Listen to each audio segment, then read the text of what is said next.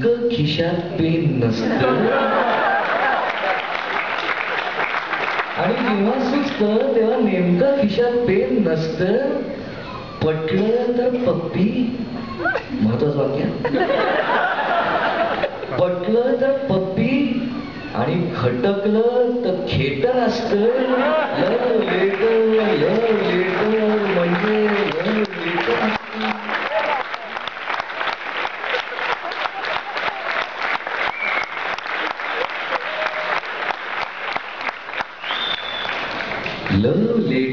लव letter केव्हा केव्हा habit असतं. काय करायला सवयच असते आणि समोरची व्यक्ती बदलत राहते पण सवय काय की लव लेटर केव्हा केव्हा हॅबिट असतं. वरती लायन आतून भेदरलेलं रॅबिट असतं. वरती लायन आपण भेदरलेलं रॅबिट असतं. शेकी हातामधून थरथरणारा वर्ड असतं. शेकी हातामधून थरथरणारा वर्ड असतं आणि नुकतंच पंख फुटलेलं क्यूट बर्ड असतं. नुकतंच पंख फुटलेलं क्यूट बर्ड असतं. होपफुल डोळ्यांमधलं ड्रॉप वॉटर असतं. लव लेटर म्हणजे लव लेटर असतं.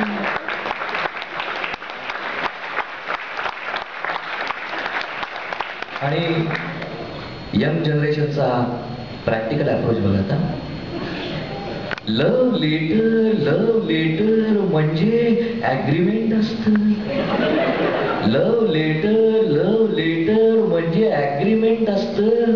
50% सर्टन आणि 50चं जजमेंट असतं.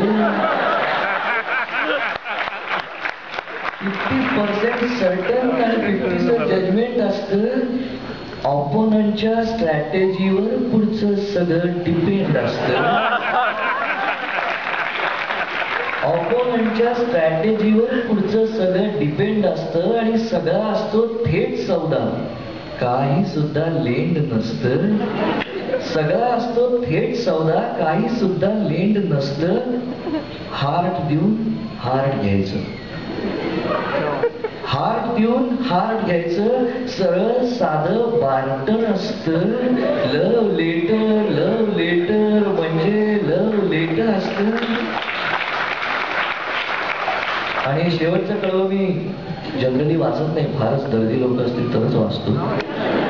जसं काम ते वाचायला सुरुवात करतो म्हणजे मला असं खात्री की इथे येऊन 10-15 वर्ष राहिलेली अनेक कुटुंब आहेत, तर त्यांना तिकडचे कॉलेजमधले विशिष्ट दिवस आठवतील याच्यामध्ये, असं मला एक अंदाज आहे की लव लेटर म्हणजे पहिला सिप असतं. लव लेटर म्हणजे पहिला सिप असतं. चवीसाठी आतुरलेला टीनेजरचा लिप असतं. चवीसाठी आतुरलेला टीनेजरचा लिप असतं. भेसाळलेल्या नशिबांसाठी हवासा ग्लास असतं. भेसाळलेल्या नशिबांसाठी हवासा ग्लास असतं. आणि आऊट होतील त्यांच्यासाठी दुसऱ्या दिवशी त्रास असतं. आऊट होतील त्यांच्यासाठी दुसऱ्या दिवशी त्रास असतं. झेपेल त्यानेच घ्यावी असं विदाऊट पाणी क्वार्टर असतं.